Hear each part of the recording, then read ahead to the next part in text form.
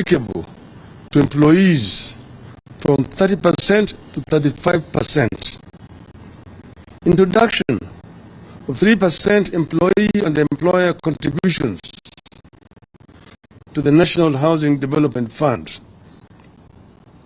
At the time of our statement last week, we took some comfort in the fact that the bill was being subjected to public participation, and there was a possibility that the reservations of Kenyans would be taken into consideration. Since then, however, the Kenya Kwanza hubris has kicked in of the Kenya Kwanza regime in Parliament and the executive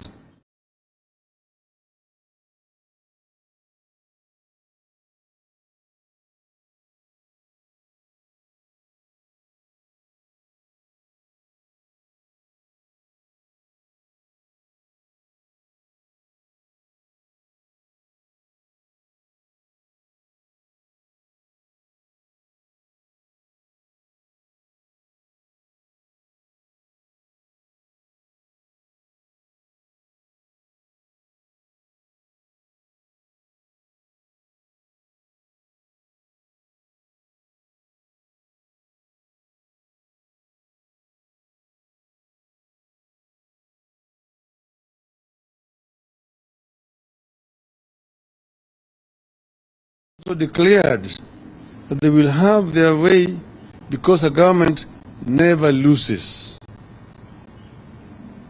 It is clear the so-called public participation is being invited is a mere charade and a gimmick to give Kenyans false hope before they are hit with a tsunami of taxes beginning July.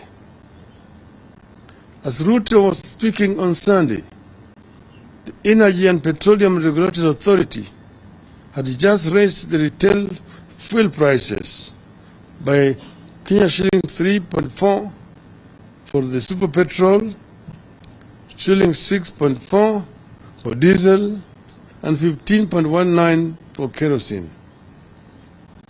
The Kenya shilling itself also continued with this free fall against other major currencies.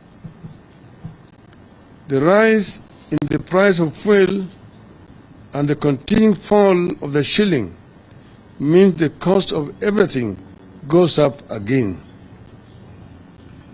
Kenyans will recall that early on we had warned that despite all state propaganda trying to ease the supply shortage of maize and lower its costs through duty-free imports would not work and that prices would not come down. To ensure the subsidy is passed on to consumers, the government would have to agree with the traders on a formula on various margins and costs. Such negotiations have failed as was expected. Further, if importation is to lower the market price of maize, the volume of imported maize would have to be massive. Reports indicate that not many importers took the offer. The net effect is that the price of unga has not come down. Instead, they are set to rise again. Because Kenya Kwanza essentially sees Kenyans as its beast of burden, even this darkening scenario has not been able to persuade the regime to seek middle ground on the finance bill. We state that for Azimio, this bill remains a big no and no. There is unanimity over its rejection. It is our position that this bill does not qualify as a just tax system.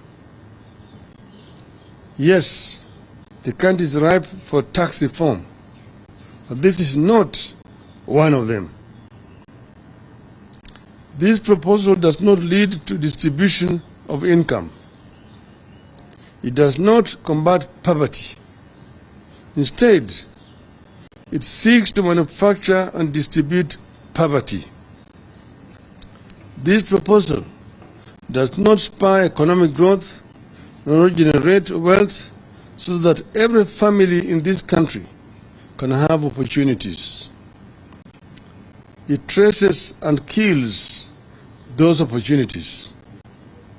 As the bill attracts the poor, it dismantles the middle class too. The Finance Bill 2023 unfairly punishes a diminishing middle class that is already suffering severe blows and can least afford to pay more taxes. The most tangible result of this bill will be the incorporation of more Kenyans into the ranks of the poor. Consequently, we state as follows. 1. We continue to demand a major surgery of the finance bill in the interest of the suffering people of Kenya. 2. Instead of merely levying more taxes on Kenyans, Kenya Kwanza must address the economy's many structural shortcomings. For instance, there's a reason why the Kenya Revenue Authority is unable to meet its revenue targets. Kenya Kwanza must figure out and address the problem. 3. The cash flow problem in the country is due in part to the weakening of the Kenyan currency. The weakness is not just vis-à-vis the US dollar. Our currency fell significantly against the Tanzanian shilling by nearly 10% since last September. This suggests that domestic factors are causing part of the decline of the Kenyan shilling. Kenya Kwanza must get to the bottom of this problem and stabilize the shilling. 4.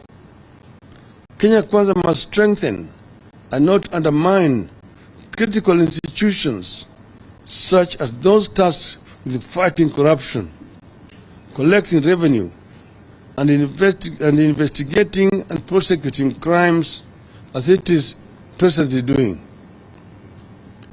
5. Kenya Kwanza must incorporate all productive citizens into its nation-building projects. Currently, the regime has alienated a huge section of the population who sees themselves as outsiders and strangers in their own country. 6. Kenya Kwanza must rationalize public expenditure. It must live within its means instead of spending money it does not have on programs and projects in the country does not need. 7.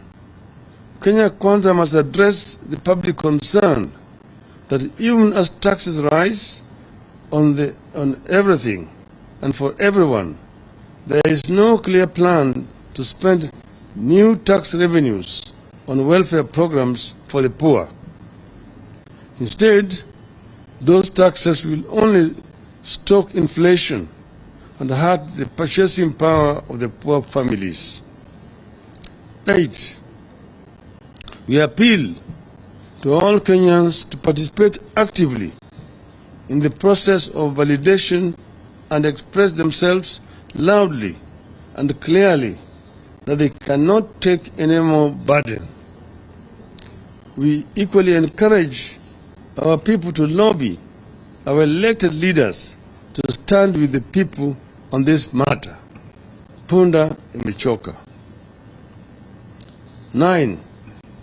Finally, we make it clear that if this bill is railroaded through Parliament, Kenya Kwanza must prepare that we will have no option but to mobilize citizens around the country to fight for themselves. We will have no option but to mobilize all the social sectors and take all the necessary political actions to stop this blow and burden. Punda imechoka. Thank you.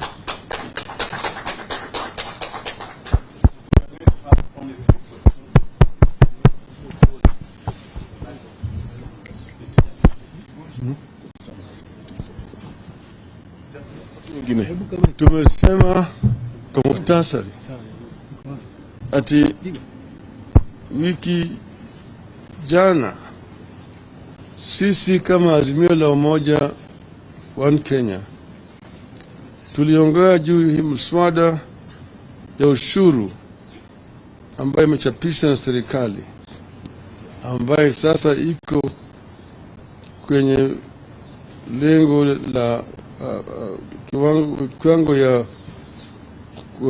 kuzungumzia na wananchi. Tulisema hii mswada itaumiza Wakenya wengi zaidi. Manake wakati huu uchumi ya Kenya inaugua. Wengi wa Kenya wamefukarishwa na hali ya uchumi iliyoko. Wengi wa Kenya wamekosa kazi. Na hata mabiashara katika taifa letu wako na shida mingi zaidi. Bidhaa ambayo wanatafuta, yani raw materials kutoka nje, bei yao iko juu. Hali ya ushuru wakati huu tayari iko juu zaidi kwa wafanyabiashara. Kwa hiyo tumesema kupandisha ushuru wakati huu ni kuongeza mzigo kwa Wakenya wengi zaidi. Tumesema Wakenya hawawezi kuvumilia tena mzigo zaidi sasa. Tukahimiza serikali tuchukue hatua tofauti. Kuna njia mingi ya kuua paka.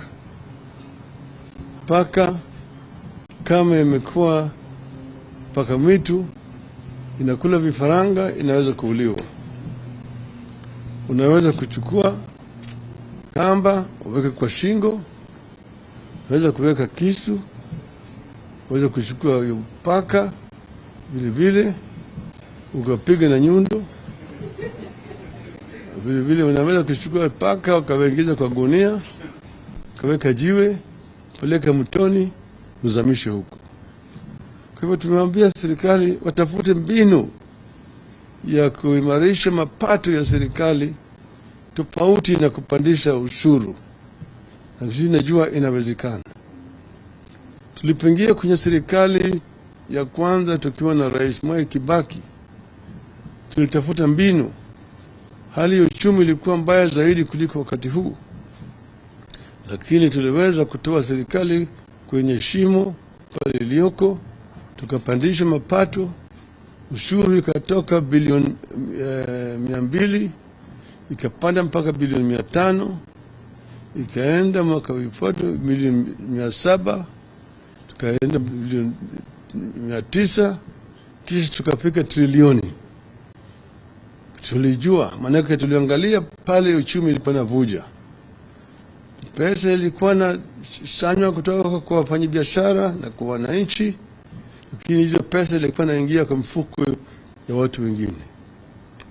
Hata wakati huu inafanyika katika hii serikali ya Kenya Kwanza. Mingi ya ushuru ambayo inasanywa kutoka kwa wananchi haingii kwenye miradi ya serikali. Inajulikana. Kwa hivyo badala ya kuumiza wananchi zaidi, tumemwambia watafuta mbinu ya kurekebisha uchumi. Kama hawezi hao waondoke. Sisi tumesema namna hiyo. Mimi nilimwambia hao juzi na rudia tena hapa leo ya kwamba punda ya Kenya imechoka. Ukizidisha hii mzigo, punda itarudisha tupa chini na wafanye yale ambayo wanataka kufanya. Sisi kama Azimio tumesema tunataka Wakenya wakati huu ya kutafuta maoni yao wajitokeze kwa wengi, jamaa wakija karibu na waende watoe maoni yao, waambie jamaa ya kwamba sisi tumekataa, hatukubaliani na nyinyi kwa kupandisha ushuru kila mahali. Lakini tumewaonya, maneno wamesema ati wapende wasipende, hiyo lugha ambayo tulisikia wakati ile Nyayo, ati hii mswada itapita katika bunge. Kama wakithubutu kufanya hivyo, sisi kama Azimio tutakwenda pamoja na Wakenya na tutaleta Wakenya pamoja. Tutaambia Wakenya kwamba wachukue mamlaka mikononi mwao kulingana na fungu la kwanza ya katiba yetu ambayo imesema ati mamlaka katika Jamhuri ya Kenya iko mkononi ya wananchi wa Kenya. Wananchi wa Kenya wanaweza kutumia hiyo mamlaka moja kwa moja au wanaweza kupatia viongozi ambao wamechagua hiyo uwezo ya kuwakilisha. Kwa hivyo haya yote tutafanya. Na wasiseme kwamba hawakuonywa. Tunawaonya na wajukue hii kama ni onyo kali ni ya mwisho ya Azimio. Asanteni. My name is Abuya from Citizen. I have two. One on housing, one of the main contentious issues in the finance bill. The chairperson of the budget committee has been quoted saying that Kenyans will be able to get back their money plus interest after 7 years. What will be your take on this? Two, if you could possibly give us a progress in the bipartisan talks. So if you can give us the progress so far in the bipartisan talks that are ongoing. One is, if I want to invest, I must have a choice where I want to invest. I should not be forced to invest in this venture or this other venture. And if you're telling me that it is an investment, then you must tell me what kind of interest am I going to get out of it, so that I can make up my mind whether I want to take my money to the financial market, or I want to invest my money, put my money as a deposit in the bank to earn an interest. But there must be a choice. There must be consultations. Kenyans have not been properly consulted before these measures are being introduced. And they're now being introduced and they're being told, irrespective of what you say, these things are going to pass. In other words, the kind of consultation they're talking about is useless. It's useless. The second question you asked is, the bipartisan talks, we've received a progress report from our team, and they're saying that they have made some progress. They're going to continue next week. There are issues which are very critical, which we give a deadline of 30 days. That those within 30 days, you must have a solution. This includes the cost of living, the cost of essential commodities like unga, oil, cooking oil, the price of electricity, school fees, and so on. Secondly, the issue of server, the forensic audit of the server. There must be a solution to it within these remaining days. Then the other one is a guarantee and assurance that there will be no interference with all Azimio affiliated political parties. You said that, for example, they must not continue to interfere with the Jubilee political party. They must give us an undertaking that they will not interfere. For example, the Jubilee's General Assembly or Convention is scheduled to take place on Monday next week, the 22nd. These are some of the issues that we have raised. Okay. All right. My name is Emmanuel Toff from KTN News. I have two questions. One, the president yesterday cracked the whip at KEMSA. Huh? I'm here, Baba niko hapa. I'm here. Nachunga camera. So, yesterday the president cracked the whip at KEMSA, firing the PS and some members at KEMSA. Do you think, what is your take on that? KEMSA, Kenyan Medical Supplies Authority. What's your comment on that? Is the government committed to fighting corruption? Number two, on Sunday and Saturday we saw you with the president in Nyandarua, in Kasarani, and in Nyayo. You had a busy weekend with the president. Does it affect your watchdog role as oversighting the government, and are you planning anything? Thank you. First question is the first question is on KEMSA. KEMSA. Now, KEMSA issue, these are all these issues we talked about, issues of corruption. And the government is actually reacting. They're reacting to a very major issue. I don't think that this is the only scandal that they have in KEMSA. I think within a short period of time, you're going to be seeing hemorrhage in this government.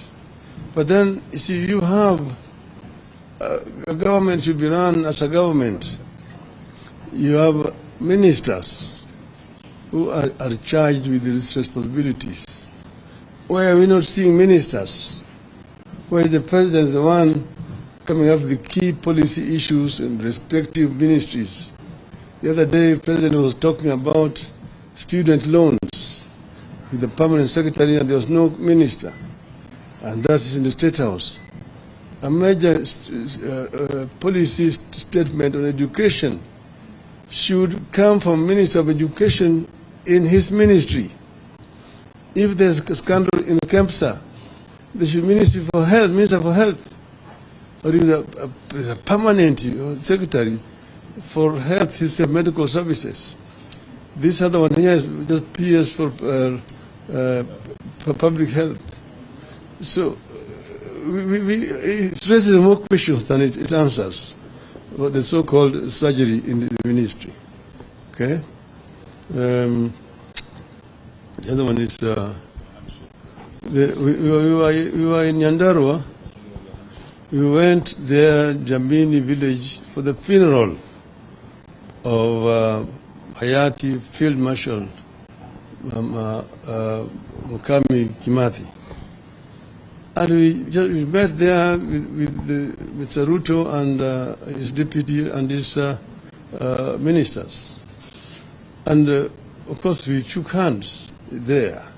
It was a chance meeting. We did not plan to meet there. But they said it was a state funeral, and we said we must go. There had been some threats issued by some supporters of Kenya Kwanza. But he said, no, we will go because of our relationship with the deceased, as it turned out. Now, they said it was a state funeral. The flags were not flown at half-mast. Neither was she given a 21 gun send-off as is required, which was very unfortunate indeed. But from there, I had been invited to Kipchoge Keino athletics tournament, which was taking place at Kasarani.